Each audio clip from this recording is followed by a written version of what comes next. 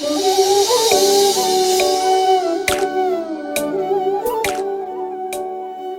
the Lord. I give me Chingkhei Ngamba Haorongbam. Ngasi chino sing from the mapui mo yu wahai khadang share tawjage amuk laksabani. Ngasi chino sing from the share tawjaga da wahai asidi Mark pandu mangagi pada kunipan dagina kunmapan. Mark chapter 5 verse 28 dagina 29. Mark chapter 5 verse 28 sumaina hai aina ibungo gi fi aduta sokcharabadi ai soidana phagani haina mahakna haijarami. Maram aduna khudak adu maktada mahaki I taba adu khakhirami amasung mahaki anabadu phare haina masana khangjarami. Hallelujah. Ekoi taibong mioi bedi ekoi mitna uraba matungda khutna thengura matungda hakchang da feel tor matungda ekoi thajagani haiduna ekoi hai taibong mioi bedi adubu taibong mioi bagi taibong pan asigi thinking haibatare taibong pan gi mong mataw asiga isorgi mong mataw isorgi the way God think is completely different. Isorgi mong mataw taibong pan gi mong mataw yamna khene taibong pan na hai aina thengudragadi aina urudragadi aidi thajaba ngamloi haiduna adubu isorna haibadi nahakna thengudringaida urudringaida nahakna thajarabadi mapu ibungi angakpa ado miracle ado nahang uwa phangani haibasine thajaba haibase karigumba posak ama ekhoina su udringaida lei haina khangringaida leibagi pramanju leitringaida lei haina thajaba sibu kari kawi faith haina kawi faith haibase manipuri dadi adum thajaba haina hai haiba faith ase haiba thajaba ase mairik amagumbani haijaninge aduga Jesus Christ asina kari haini dynamite powder haibatare aikoi bombla thaba matamda aikoi mai khajitang churaga bombla do bam maina pokhaidana adugumna mairik adune thajaba haibase aduga pokhaige dabsidi Jesus Christ ne Jesus Christ na aikoi da angakpa thabak ado aikoi da utpigani haibasne aikoina thabu thajarabadi aduni chi now sing ngasigi I tabna leiba nupi adugi wari adu da aikoina ujaba phangbase aikoina makhata na parakpa matamda mark pandu mangagi pada kunthama thoi yengpa matamda su mi kya ama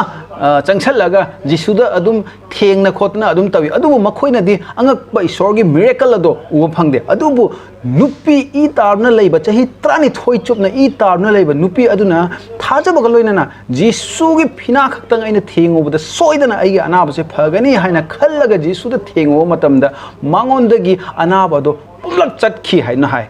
mark pandu mangagi pada kunthra da haibase mark chapter 5 verse 30 da haibase man hek thengo makupta diko mangonda leiriba chahi trani thoi chupna I tarna leramba anaba dusu pungpha phaki haina hai magi thajabadune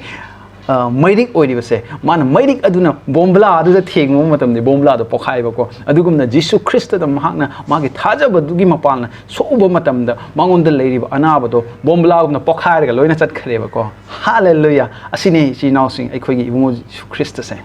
hairiba nupi ase Jesus se kanano Jesus se Jisugi minungsi Jisugi thaujal se mahana hanadagi khangaba miyoine taraba miyoine haibatare taraba adugi dagi mangonda thajaba lakhibane hariba thajaba asina mangonda convince tawi madudi karina haikanda mana soidana jisugi phina khaktang thengubada mangonda leiriba anabado soidna phagani haibagi thajaba galoina mana jisugi manakta changakhibane isi nausing hariba nupi ase hana anaba pharo matungda thajarakpa miyoinate hana thajaraba matungda magi anabado phabane isi nausing masine aikhoigi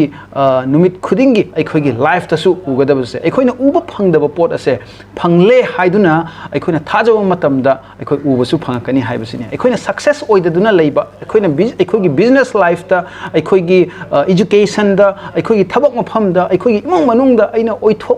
oithokte haiduna leiriba khuding makse aikoina oithokle jisugi mapaldagi haina thajaro mikuptadi soidna oigani haibasine isi nausing mataw asigumna isi nausing mapu ibuna aikoi khuding makki punsida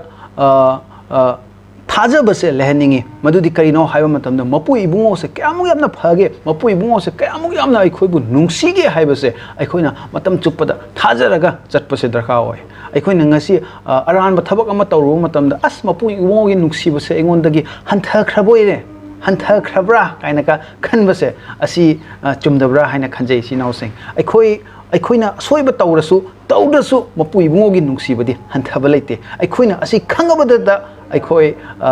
ꯑꯁꯣꯏꯕꯁꯦ ꯑꯩꯈꯣꯏ ꯇꯧꯔꯛꯑꯣꯏꯗꯕꯅꯤ ꯏꯆꯤꯜ ꯏꯅꯥꯎꯁꯤꯡ